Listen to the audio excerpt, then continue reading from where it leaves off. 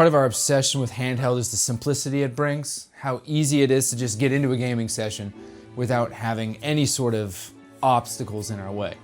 But I will say that a few obstacles have been coming up recently. I'm someone who is an and gamer. I have a Switch 2 and I have a Steam Deck. These two in tandem seem like a really good, awesome 1-2 punch. Recently, over the winter break, there was a sale, both for the Nintendo Switch and the Steam Deck. I was faced with the reality that I have two competing libraries, my Steam library and my Nintendo Switch library.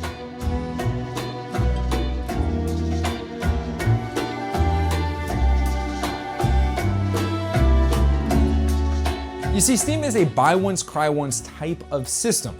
You buy your games and you have them there. You never really have to buy them again, whether you play it on a Steam Deck, an Asus ROG Ally X, an Xbox ROG Ally X, or the eventual Steam machine. Your game is bought. It is finished, finito del Toro, as I would say. Nintendo isn't quite the same, at least they're not proving to be the same, unfortunately. You see, I have purchased games a couple times. One I always bring up is Suikoden. Suikoden released, I bought it physically because I wanted a physical copy of that game, just to find out that they were going to release it again for Nintendo Switch 2 with the updates. And the glare on this guy is bothering me. There you go, Frankie boy, get in there. It's not perfect. But the games themselves don't all come with updates. And if they switch platforms, like Wii to Switch, they aren't coming with you. For goodness sakes, I have games that I purchased that will come with me however long down the line I decide to go, right? No matter what computer, whatever, they're coming with me. Buy once, cry once. But that does come with an odd caveat.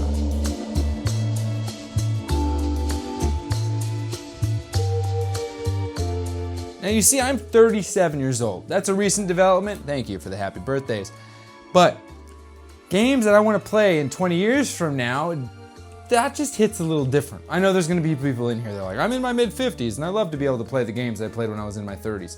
But we're just in a different spot. You see, when I started playing video games, I was like 10 years old, maybe even younger than that. Actually younger than that, in the mid-90s. So I was like 5 to 8 years old. Those games have a nostalgic feeling. But the games I'm playing today, Super Mario Wonder, for instance, a great game that I'm enjoying. That game, 20 years from now, I'm sure that I'd want to play it, but if I'm in my 50s, that means my daughter, she's in her mid-20s. I'm probably talking to her about her future husband, maybe kids.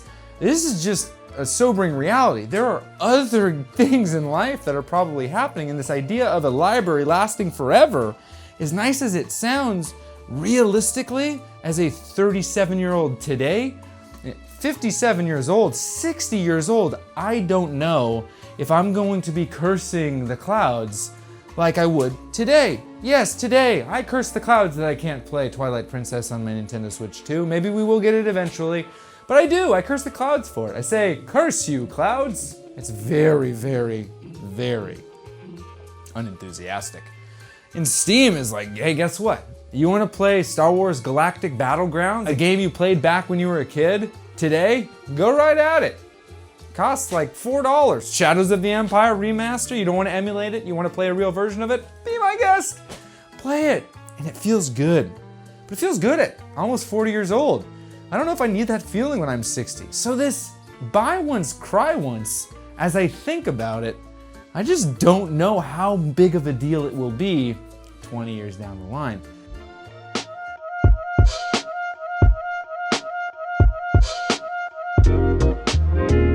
Let's talk performance. You have power versus good enough, right? You have the Nintendo Switch 2 with all the new bells and whistles, 1080p display, 120 frames per second, everything you would need. It's cool, it's awesome, and it does the trick, and you're just like, whoa, this is rad, I got all this power. But it's being utilized for such a silly purpose. It can't even take its own games. Xenoblade 2, for instance, and it's taking the image 720 and it's stretching it to 1080. That's not a good experience. It's not at all. Is the screen bigger? Yes. Is it OLED? No. Is it more frames per second? Possibly. Sure. But is it consistently scaling? No. Does it have variable refresh rate? Yes. But does the stretch make things look blurry on a TV? Yeah. So there's some really weird things happening when you have something like a Steam Deck, an OLED display, Old Faithful. You have 90 frames per second to cut in half, better than 30, not as much as 60. You get that sweet spot. It does the trick in a lot of ways, but where problems arise is when you start using it in purposes where it just isn't the most comfortable.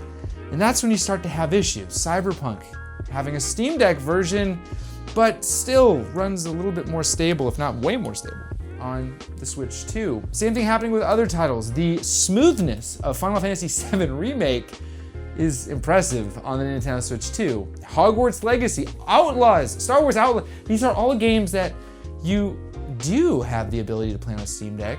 And so there's these trade-offs when it comes to performance where I say it's half a dozen in 6. OLED, beauty, a little bit less powerful and less stable. LCD, awesome. Odd resolution scaling and battery life. The trade-offs are equal. They're still equal.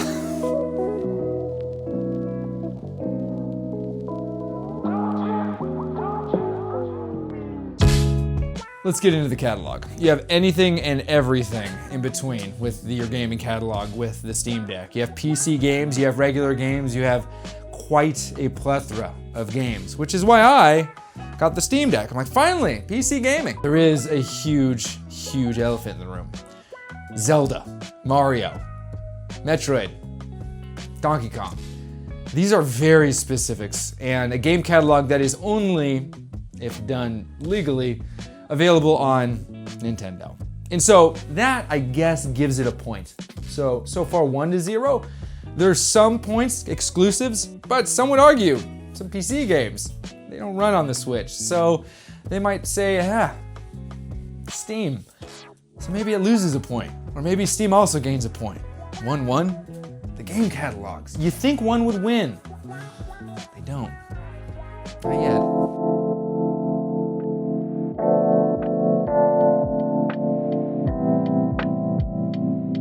Now, I think if there's anything we can all get behind is that the prices of everything is absurd. But that being said, the prices of the Steam Deck versus the Nintendo Switch offerings is pretty interesting. You have the Switch 2 coming in at $450. Then you have the entry-level Steam Deck OLED, $550. Not a bad offering. OLED display, 90 hertz. I mean, it's $100 more than the Nintendo Switch 2, but there's a lot of capability there. It comes with its own case, which is nice. Power adapter, which is also nice. I say that because not all of these portable PCs come with all those things, and so it's nice that Steam would do that. It doesn't come with a dock, but you can get those for as cheap as 30 bucks from whatever brand you want, or you could go actual full Steam and spend the 80. That does come with an additional power cord, which is nice, but again, a lot of us have all of these bricks and power adapter, all the things, so we should be fine. But the price, I would say that if we're going to go just on dollars alone, dollar bucks as they say in Bluey World, the Switch does eke out ahead just by the nature of the device and what it has. It has 2 controllers, 2 Joy-Cons, turned into one big slab. It additionally has, which is always kind of fun to mess around with, and it just struck me that those Joy-Cons can do mouse mode. Like while I was talking, I actually haven't tried mouse mode, but it additionally has a dock, a good dock. And the dock does great things with the adapter for the controller. Something that you would also have to purchase additionally for the Steam Deck. None of which is bad, right? And honestly, there are plenty of controllers out there. I recommend 8BitDo's products, but you can go with whoever you want. I just like what they have to offer. But I think price-wise, simply for price alone, the Switch does get an extra point.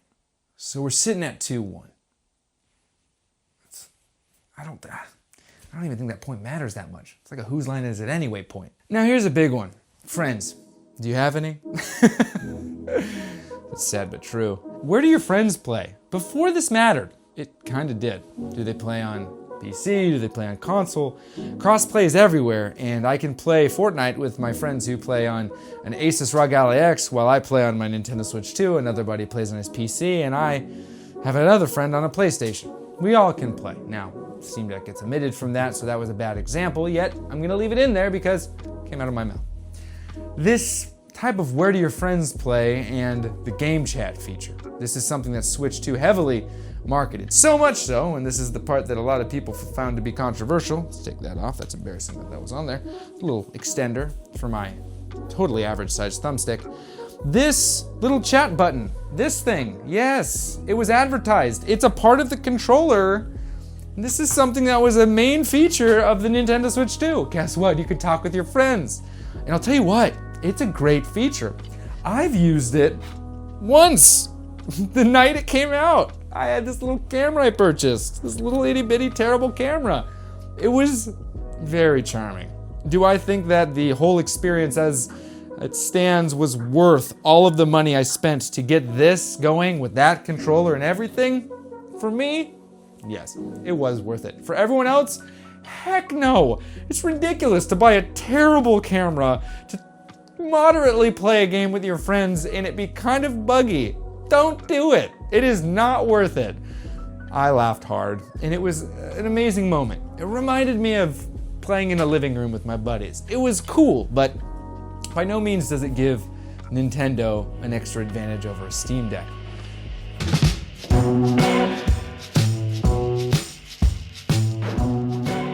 So I guess kind of left with, who are they for? Who's the Nintendo Switch 2 for? Who's the Steam Deck for? Should you get one, the other, or both? I think it's something that I need to recognize and also articulate as someone who makes videos about video games on the internet. Not everybody, in fact, most people don't get to write off their purchases on their taxes. And so it's unfair for me to recommend you get both at all. It's unfair for me to even assume that someone has both. Although, let's be honest, a lot of us do, and we don't have to answer to the IRS guy about it. We have to answer to our wives, which is arguably a lot scarier. But what I think is really more important with who this is for is a lot less of what performance do you want? What games do you want? Where do you want to play? What platform do you find yourself actually feeling more comfortable putting your games on them, if you want to choose one? Do you feel comfortable putting them all on the Nintendo Switch? Because I learned over that winter sale that Nintendo and Steam both have great sales. Now, is Steam better than Nintendo? Dollar for dollar? Yes. Maybe you don't need to buy every Monster Hunter game because they were on sale and you can get them for less than $25 as a bundle on Humble Bundle, and then now you have every single Monster Hunter game there even though you've never played one in your life? JD? That was me. I did that. Yeah. What full library have you purchased, Tomb Raider, just recently? Stop admitting things. Stop admitting things. What I'm trying to get at is simple, very simple. And that is this. Choose one. Just choose one. You're not gonna go wrong with either. Does Switch support all of the games backwards compatibility fully? Not yet. Will they? Who knows? Does it matter? Not really. And if it does, don't choose the Switch. Does Steam Deck have all the power you need to play all those games? No.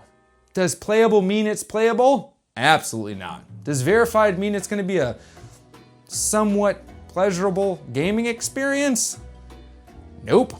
Resident Evil 4 on the Steam Deck. But what it means is both platforms are fighting for market share.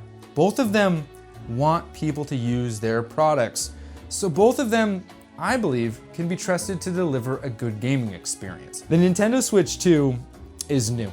It is a year new, less than a year new, and my hope and desire for it is that it actually grows into a mature version of the Nintendo Switch 1, Nintendo Switch OLED rather, and that it does the thing that we all want it to do. Play all of our games better and give us games we wanted faster. That's pretty much it.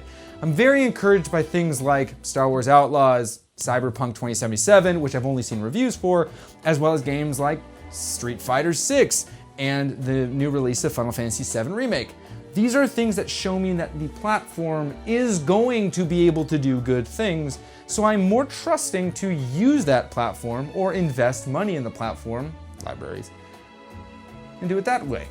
Steam, on the other hand, is great out the box, and the Steam machine is going to be an incredible addition to the whole thing, thus bringing it all together for people who have that kind of capital to spend. Maybe spending $1,500, $1,600, heck, even over $2,000 for a handheld device and a partnered, dedicated console like a Steam machine isn't what a lot of people want to do. I would argue 99% of the people don't want to spend that much money on their gaming. They just want to get something that works. And unfortunately, at the end of this video, I can conclusively say this. The Steam Deck OLED and the Nintendo Switch 2 are as equally matched as two devices could be. It just comes down to what features are you most interested in? For me, stability. That'll always be my preference.